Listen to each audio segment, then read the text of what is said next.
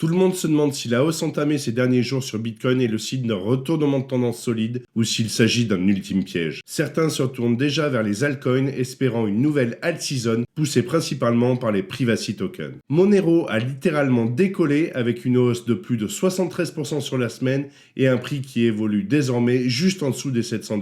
Pour faire simple, un privacy token, c'est une crypto-monnaie conçue pour protéger la confidentialité des transactions. Montant, adresse, historique, tout est fait pour rendre les échanges beaucoup plus difficiles à tracer. De l'autre côté, on a Zcash, l'un de ses concurrents directs, qui n'a pas réagi de la même manière. Son cours a fortement chuté suite à un différend interne au sein de l'équipe de développement. Rapidement, une grosse partie de l'équipe a quitté le projet à cause d'un conflit sur la gouvernance et la direction à prendre. Résultat, une perte de confiance des investisseurs, une situation que le marché a clairement sanctionnée. Bonjour à tous, moi c'est Guillaume, bienvenue sur la chaîne Objectif Lune. Nous sommes le jeudi 15 janvier. Aujourd'hui, je vous propose de faire le tour de notre top 3, à savoir Bitcoin, Ethereum et Solana, et on terminera donc cette vidéo avec le leader des privacy tokens, c'est-à-dire le Monero XMR. Avant de passer sur les graphiques et pour se mettre dans le bain, faisons d'abord un petit tour du marché. Comme on peut le voir, ce n'est clairement pas la folie ce matin. Bitcoin s'échange aux alentours des 96 225 $ avec une progression de 1,53%. Ethereum, quant à lui, recule légèrement de 0,43% et évolue aux alentours des 3312 $. BNB suit cette dynamique avec un prix proche des 934 $ en baisse de 0,22%. Solana s'échange à 144 $ en légère hausse de 0,09%, signe d'une bonne résistance du prix. Et XRP est plus en difficulté puisqu'il s'échange à 2,09 $ en baisse de 2,09%. Et maintenant qu'on a vu la tendance de marché, je t'invite tout de suite sur le graphique du BTC pour voir un petit peu ce qu'il en est.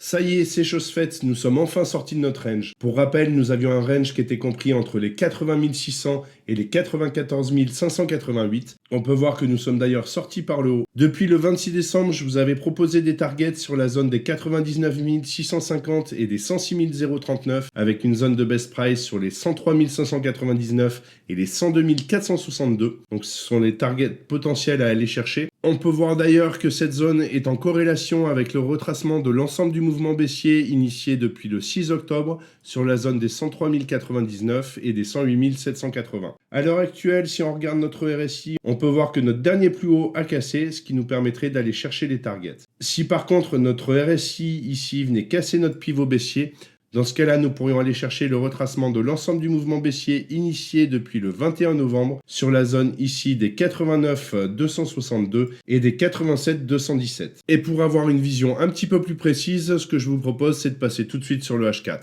Nous voilà donc en H4, on peut voir que nous avons en vert ici nos targets en D1. Si on regarde du côté du RSI, on peut voir que nous avons une divergence qui est en train de se mettre en place, ce qui ne veut pas dire qu'on va se retourner tout de suite, mais potentiellement avoir un dernier plus haut. Si notre RSI venait à casser ici notre dernier plus haut ainsi que notre pivot, nous serions alors dans une continuation haussière qui nous permettrait d'aller chercher les targets sur les 100 921 et les 106 361 avec une zone de best price sur les 103 876 et les 104 666.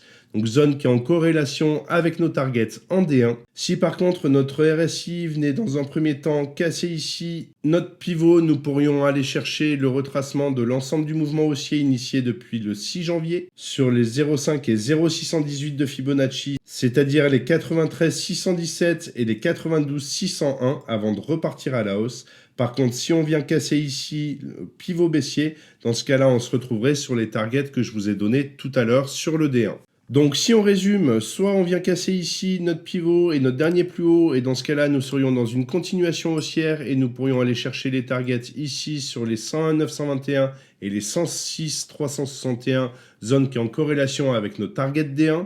Soit effectivement notre RSI vient casser notre pivot baissier, dans ce cas-là nous pourrions avoir quelque chose de ce style-là, ce qui nous donnerait des targets quasiment similaires à une continuation haussière. Ce que je te partage ici reste mon analyse du marché à un instant T, ce n'est pas un conseil en investissement, et comme toujours je t'invite à faire tes propres recherches et à adapter ta stratégie à ton profil de risque. Rien de plus à dire pour le moment sur le BTC, donc ce que je vous propose c'est de passer tout de suite sur le graphique d'Ethereum. Nos targets sur ETH n'ont pas réellement évolué, on est toujours censé aller chercher la zone des 3599 et des 4109 avec une zone de best price sur les 3824 et les 3914.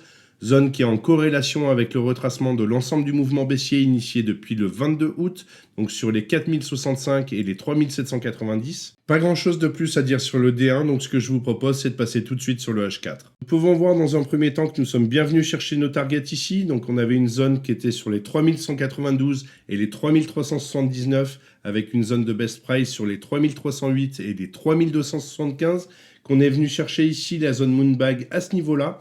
Que pour repartir à la hausse, il faudrait que notre RSI vienne casser notre dernier plus haut, ce qui nous permettrait d'aller chercher les targets comme ceci, sur la zone des 3581 et des 3907, avec une zone de best price qui serait comprise entre les 3724 et les 3782. Si on se penche un peu plus fort du côté du RSI, on voit que à ce niveau-là, nous avons une divergence entre le prix et le RSI ici, donc potentiellement une fin de mouvement. Dans ce cas-là, nous pourrions retracer dans un premier temps la montée initiée depuis le 8 janvier sur la zone des 0,5 et 0,618 de Fibonacci, c'est-à-dire les 3228 et les 3181, qui nous permettraient derrière d'aller rechercher nos targets.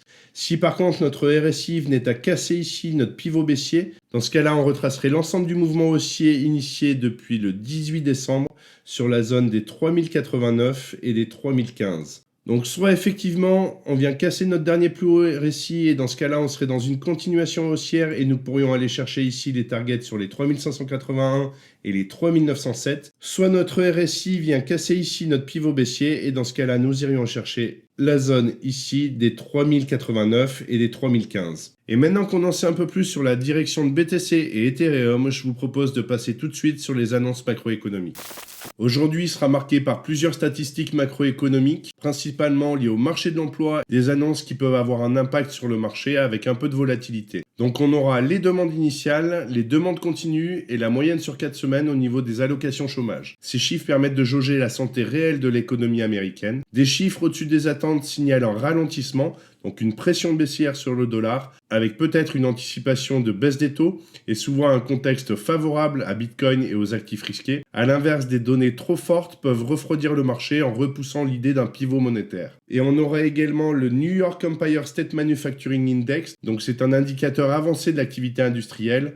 Un chiffre faible ou négatif confirme une économie qui ralentit, ce qui alimente le narratif d'un futur assouplissement de la Fed. On n'aura pas plus d'activité économique puisque les prochaines annonces à fort impact seront que jeudi prochain. Donc si on résume quelques annonces à fort impact avec de la volatilité probable sur le dollar et les taux, ce qui aura une répercussion directe sur Bitcoin et le marché crypto. Donc il faudra que tu restes prudent avant et pendant les publications car tu le sais, on peut avoir pas mal de volatilité, d'autant plus si tu fais du trading en levier. Et on enchaîne tout de suite sur le graphique du Solana. Voilà ce que je vous avais partagé la semaine dernière. Je m'attendais à ce qu'on vienne chercher ici la zone des 130 et des 127 avant de pouvoir repartir sur la zone des 153 et des 170 avec une zone de best price sur les 164 et les 161. Du côté du RSI, on peut voir ici qu'on est venu chercher juste le dernier plus haut, que malheureusement pour le moment on ne l'a pas percé. Si on vient le casser, on serait dans une continuation haussière et nous pourrions modifier nos targets. Dans ce cas-là, nous irions chercher la zone ici des 159 et des 175 avec une zone de best price qui, elle, serait comprise entre les 166 et les 169. On fera tout de même attention parce que du coup, nous avons une divergence à ce niveau-là qui est en train de se mettre en place. Et si on regarde un peu plus en profondeur, on peut voir également que nous pouvons retracer l'ensemble du mouvement baissier initié depuis le 27 octobre sur la zone ici des 161,11 et des 171,54, zone qui sera en corrélation avec la prolongation de Fibonacci. Et je vous invite tout de suite à passer sur le H4 pour voir si effectivement on va continuer à la hausse ou si par contre on peut retracer une partie du mouvement. Donc comme pour le D1, on peut voir ici que nous avons une divergence qui s'est mise en place entre le prix et le RSI, que dans l'immédiat il est tout à fait possible qu'on vienne retracer le mouvement haussier initié depuis le 8 janvier sur la zone des 140 et des 138. Ce n'est qu'à la cassure du pivot baissier, donc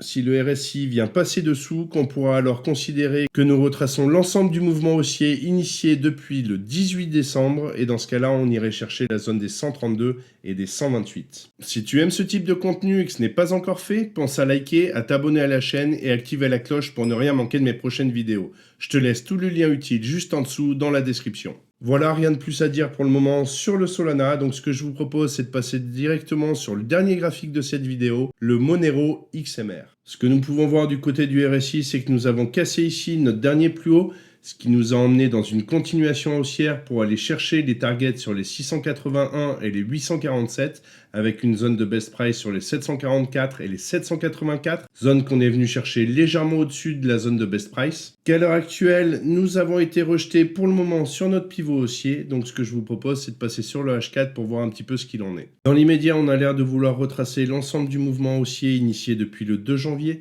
ce qui nous donnerait des targets ici sur les 0,5 et 0,618 de Fibonacci, c'est-à-dire les 608,28 et les 563,06. Si par contre notre RSI venait ici à casser notre pivot baissier, nous serions alors dans une continuation baissière et ce qui nous amènerait sur des targets beaucoup plus basses. Donc on retracerait l'ensemble du mouvement haussier initié depuis le 15 août et nous pourrions aller chercher ici les targets sur les 516 et les 449. Pour valider une reprise haussière, il faudrait dans un premier temps que notre RSI vienne casser ici notre dernier plus haut, ce qui ne se fera pas dans l'immédiat. Il est tout à fait possible par contre qu'on vienne chercher un dernier plus haut sur la zone que nous avions déjà définie sur le D1, mais rien n'est sûr pour le moment. On attendra de voir un petit peu que le cours se développe pour avoir un petit peu plus de données et éventuellement corréler le retracement de Fibonacci avec une prolongation. Voilà, je pense qu'on a fait le tour pour aujourd'hui. On voit effectivement qu'on a une petite reprise haussière, mais est-ce que c'est réellement une reprise ou est-ce que c'est un piège à venir? Ça, il n'y a que le temps qui nous le dira. De mon côté, je te souhaite une bonne fin de semaine. On se retrouve très vite dans une prochaine vidéo. D'ici là, prends soin de toi et de tes cryptos. Ciao!